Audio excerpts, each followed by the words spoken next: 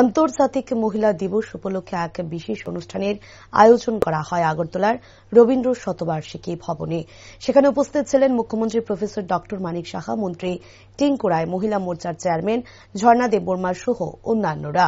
অনুষ্ঠানে বক্তব্য রাখতে গিয়ে মুখ্যমন্ত্রী প্রফেসর ডক্টর মানিক সাহা বলেন, বিরোধীরা প্রতি সময় বলে থাকেন আইন শৃঙ্খলার অভাব রয়েছে, কিন্তু গত ৩৫ বছরের সঙ্গে যদি ৫ বছরের তুলনা করা হয় তাহলে দেখা যাবে এই ৫ বছরে কতটুকু উন্নতি হয়েছে। কারণ গত ৩৫ বছরে রাজ্যের কি অবস্থা ছিল তার সাধারণ মানুষ দেখতে পেয়েছে। কোন সন্ত্রাসের রাজত্ব কায়েম হয়েছে গত ৩৫ বছরে। তাছাড়া তিনি বলেন, দেশের নারীরা যদি শক্তিশালী হয় তাহলে একদিন রাজ্য শক্তিশালী হয়ে উঠবে। তাই নারীদের কথা চিন্তা করে রাজ্য ও কেন্দ্রীয় সরকার বিভিন্ন উন্নয়নমুখী পরিকল্পনা গ্রহণ করে চলছে একের পর এক।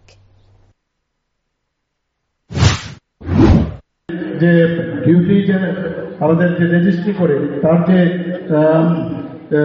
স্টেপ ডিউটি সেটা আমরা 1% কম রেখেছি। তো ন্যাচারালি 1% কম যদি হয় তো পুরুষেরা কি করে তার মেয়ের নামে বা তার মিসেসের নামে সেটা রাখতে হয়। এতে করে একটা সুবিধা হয় যে সম্পত্তি কিন্তু মহিলাদের নামে হয়। তো সেখানেও কিন্তু অনেক বেশি সশক্তিকরণের ব্যবস্থা আমরা করেছি। আর ত্রিপুরার কথা যদি আমি সব জায়গায় একই বলি, বিরোধীরা প্রায়ই বলে এখানে আইন শৃঙ্খলার অভাব। আমরা যদি ৩৫ বছর ৫ বছরের ঘটনা ভুলে গেলে চলবে না। কি অবস্থা ছিল, খুব সন্ত্রাসের রাজত্ব আমরা দেখেছি, অগ্নিসংযোগের ঘটনা আমরা দেখেছি, ধর্ষণের ঘটনা আমরা দেখেছি। এখন পর্যন্ত যে এনসিআরবির যে রিপোর্ট, সেই রিপোর্ট অনুযায়ী ত্রিপুরাতে 28টা রাজ্যের মধ্যে নিচের দিক দিয়ে আমরা 3rd পজিশনে আছি।